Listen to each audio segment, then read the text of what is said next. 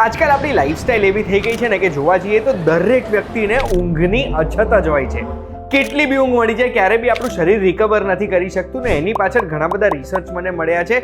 અને એટલે જ જો તમે જાણવા માંગતા હોય કે આપણે કેટલું ઊંઘવું જોઈએ, ઓછું ઊંઘીએ તો શું પ્રોબ્લેમ થઈ શકે, અને જો આખું અઠવાડિયું પ્રોપર ઊંઘતા નથી તો શનિ રવિ વધારે ઊંઘી લઈશું તો ચાલી જશે કે નહીં, તો એના માટે ધ્યાનથી સાંભળજો. હું તમને એક વાત કહું.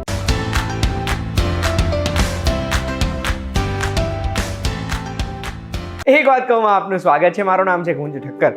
હવે સ્લીપ ડેપ્રિવેશન કે સ્લીપ ડેટ આ બંને શબ્દ છે ને આજકાલ બહુ ચાલી રહ્યા છે. સ્લીપ ડેપ્રિવેશન એટલે ઊંઘની અછત, સ્લીપ ડેટ એટલે ઊંઘનું દેવું ચડી જવું, કે આપણે ઊંઘતા નથી પ્રોપર આખા અઠવાડિયામાં એટલે દેવું ચડી જાય ને દેવું ઉતારવાનું શનિવારે રવિવારે બધા પ્રિફર કરતા હોય છે. પણ શું એ કરવું જોઈએ કે નહીં, એના વિશે જ આજે આપણે વાત કરવાના છે. પણ એની પહેલાં તમને જણાવવા માંગુ છું કે અગર જો આપણા શરીરને ઊંઘ ઓછી મળે તો કઈ કઈ પ્રોબ્લેમ્સ થઈ શકે. તો ઊંઘ છે ને એક રીતે આપણે જોવા જઈએ તો ઊંઘ આપણા શરીરનું એક રીસેટ બટન છે. આપણે ઊંઘીને જાગીએ એટલે આપણા શરીરની બધી પ્રોસેસીસ, બધા હોર્મોન્સ આ બધું રીસેટ થઈ જતું હોય છે. અને જો અગર આપણે નથી ઊંઘતા ઇનફ તો કઈ કઈ પ્રોબ્લેમ્સ થઈ શકે. હૃદયના રોગ થઈ શકે છે, એના સિવાય ડાયાબિટીસ થઈ શકે છે ટાઈપ 2, બ્લડ પ્રેશર વધી શકે છે, કોલેસ્ટ્રોલ વધારે થઈ શકે છે, સ્ટ્રેસ વધી જાય છે મગજમાં, અને નોર્મલી ઊંઘ ઓછી થઈએ તો બ્રેન ફોગ તો આપણને રહે જ. એનો મતલબ કે આપણને વિચારો ચોખ્ખા ના આવે, ખબર ના પડે આપણે શું કરવું જોઈએ, ડિસિઝન ના લઈ શકીએ. ને એના સિવાય મેદસ્વીતા એટલે ઓબેસિટી પણ થઈ શકે છે. ને આ બધું ઓછી ઊંઘના કારણે. કેમ એ હું તમને આગળ કહીશ, પણ એની પહેલાં બીજી બી એક વસ્તુ કહેવા માંગુ છું કે માની લો ઓછી ઊંઘ નહીં, આપણે પ્રોપર ઊંઘ લઈએ છીએ, 8-9 કલાક 7 કલાકની ઊંઘ આવે છે આપણને, પણ ઇન્ટરપ્ટેડ હોય છે. એનો મતલબ કે બહુ ટુકડામાં આવે છે. તો એવા સંજોગોમાં પણ બ્લડ પ્રેશર થઈ શકે છે, કે પછી એરિથમિયા એટલે આપણી હાર્ટબીટ ઇરેગ્યુલર થઈ જાય, એ પણ આના લીધે થઈ શકે છે. હવે કેમ ઊંઘ એટ અ સ્ટ્રેચ સારી એ તો આગળ સમજાઈશ, પણ એની પહેલાં તમને હું આ એક રિસર્ચ દેખાડવા માંગુ છું. આ રિસર્ચ નેશનલ સ્લીપ ફાઉન્ડેશનની છે. એવી જ એક રિસર્ચ મને યુરોપિયન સોસાયટી ઓફ કાર્ડિયોલોજીમાં પણ મળી.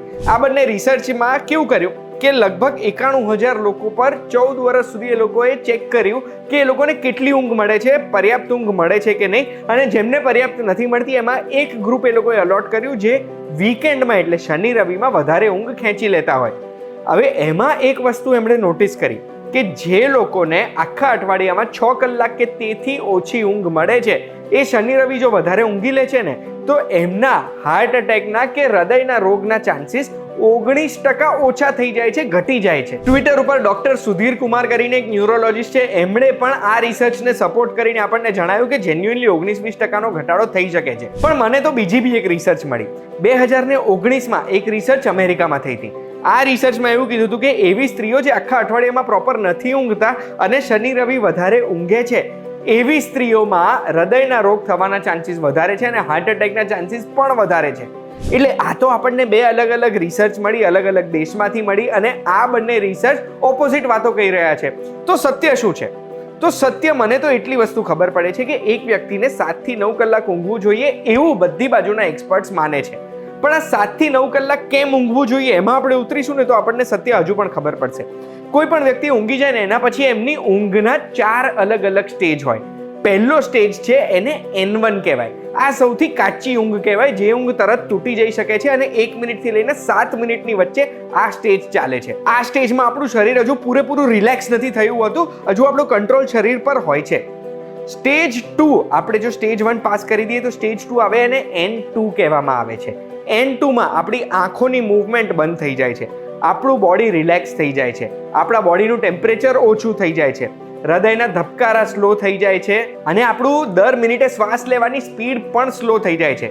બેસિકલી N2 વાળી જે ઊંઘ છે ને એ ઊંઘ આપણને સારી ઊંઘ આવી એવું કહી શકે. પણ એના પછી આવે છે સ્ટેજ 3. સ્ટેજ 3માં આપણી પલ્સ એટલે હૃદયના ધબકારા હજુ પણ ઘટી જાય છે, આપણું બ્રીથિંગ હજુ પણ ઘટી જાય છે, મસલ ટોન પણ ડિક્રીઝ થઈ જાય છે, એટલે આપણે આપણા મસલ પર કંટ્રોલ બી નથી રાખતા. બેસિકલી આ જે સ્ટેજ 3 છે ને આને ડીપ સ્લીપ કહેવાય, સારામાં સારી ઊંઘ. હવે આ જે ડીપ સ્લીપ છે ને આ આપણા માટે કેમ જરૂરી છે? કારણ કે આપણા બોડીના ગ્રોથ આ સ્ટેજમાં થતો હોય છે, બોડીની રિકવરી પણ આ સ્ટેજમાં થતી હોય છે. આપણી રોગ પ્રતિકારક શક્તિને બૂસ્ટ કરવા માટે આ સ્ટેજની જરૂરત છે, અને શરીરના બીજી ઘણી બધી ક્રિયાઓ પણ આ સ્ટેજમાં જ રિપેર થતી હોય છે અને પ્રોપરલી થતી હોય છે. રીસેટ બટન આ સ્ટેજમાં વાગે છે. બ્રેન એક્ટિવિટી નાને બરાબર હોય છે, એટલે આ સ્ટેજમાં આપણું બ્રેન એક પ્રકારે રીસેટ બટન થાય છે, રીસ્ટાર્ટ થાય છે અને એના લીધે આપણી મેમરી, લર્નિંગ અને ક્રિએટિવિટી આ બધું આ સ્ટેજની ઊંઘ પછી હજુ પણ વધારે સુધરી શકે છે. સ્ટેજ 3 માં આપણે સક્સેસફુલી ઊંઘેલા રહીએ છીએ તો એના પછી આવે છે સૌથી ઇમ્પોર્ટન્ટ સ્ટેજ 4, જેને REM એટલે રેપિડ આઈ મૂવમેન્ટ સ્ટેજ કહેવાય છે. આ REM સ્ટેજ છે ને એમાં આપણા બ્રેનની એક્ટિવિટી પાછી ચાલુ થઈ જાય છે. આ REM ફેઝ એટલે કયો ફેઝ? જે ફેઝમાં આપણને સપના આવે છે. આમાં છે ને આપણા શરીરમાં એટોનિયા થઈ જાય છે, એનો મતલબ એક ટેમ્પરરી પેરાલિસિસ થઈ જાય. આ સ્ટેજમાં કોઈ પણ વ્યક્તિને જગાડવો હોય ને તો આપણને મહેનત લાગે. એટલે આ જે પેરાલિસિસ થઈ જાય છે ને આપણને, એમાં ફક્ત 2 વસ્તુઓ છે જેમાં પેરાલિસિસ નથી થતું. પહેલી છે આંખો હલવાનું ચાલુ થઈ જાય આ સ્ટેજમાં, અને એટલે એનું નામ રેપિડ આઈ મૂવમેન્ટ છે. અને બીજું મસલ જે શ્વાસને કંટ્રોલ કરે છે ને એ મસલ્સ પણ પેરાલાઇઝ નથી થતા. એટલે આપણું શ્વાસ ચાલુ છે, આપણી આંખો હલી રહી છે, આપણે સપના જોઈ રહ્યા છે. આ સ્ટેજ આપણા શરીર માટે સૌથી ઇમ્પોર્ટન્ટ છે, કારણ કે મેમરી, લર્નિંગ, ક્રિએટિવિટી બધી વસ્તુઓને એન્હાન્સ કરે છે આ જ સ્ટેજ. REM સ્ટેજ આપણા શરીરને રિપેર કરે છે ને REM સ્ટેજ જો આપણે લાવવો હોય તો લગભગ 90 મિનિટની ઊંઘ થઈ જાય ને એના પછી REM સ્ટેજ આવે છે. અને આને જ પ્રોપર ઊંઘ આવી કહેવાય જ્યારે REM સ્ટેજ આવ્યો છે. આ REM સ્ટેજ અને સ્ટેજ 3 વાળી જે ઊંઘ છે ને એ ઊંઘ જ આપણા શરીર માટે સૌથી ઇમ્પોર્ટન્ટ છે.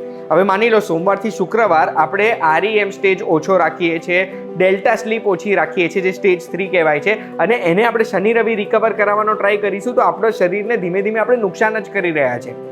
ઘણા બધા રિસર્ચ ઘણી બધી વસ્તુઓ કહે છે, પણ મને તો એક વસ્તુ ખબર પડે છે કે આપણે આખા અઠવાડિયામાં 7 દિવસ, આખું વર્ષ જ્યારે બી આપણે કોઈ પણ દિવસ જેટલા દિવસ જીવીશું 7 થી 9 કલાકની ઊંઘ જો આપણે પૂરી કરીશું ને તો જ આપણું બોડી એ ઊંઘના રિલેટેડ કોઈ પણ રોગ નહીં લાવે. નહીં તો ઓછી ઊંઘના લીધે જે મેં તમને પહેલા કીધું એ બધા રોગ થઈ શકે છે. હવે ઊંઘની આટલી બધી વાત કરી તો મને તો યાર ઊંઘ આવવા લાગી છે. હું જઉં છું સુવા. તમને આ માહિતી ગમી હોય, કંઈક નવી વસ્તુ જાણવા મળી હોય તો બસ આવી જ માહિતી માટે એક વાત કહું, જોતા રહેજો. આ ઊંઘવાળી માહિતી દરેક વ્યક્તિને મોકલજો કે ભાઈ ટાઈમસર ઊંઘવાનું રાખો અને 7 થી 9 કલાક ઊંઘજો. અને આવી માહિતી માટે આપણે ફરી મળીશું એક વાત કહુંના નવા એપિસોડમાં. ત્યાં સુધી VTVGujarati.com નું એપ ડાઉનલોડ કરી દેજો. આપણે ફરી મળીશું.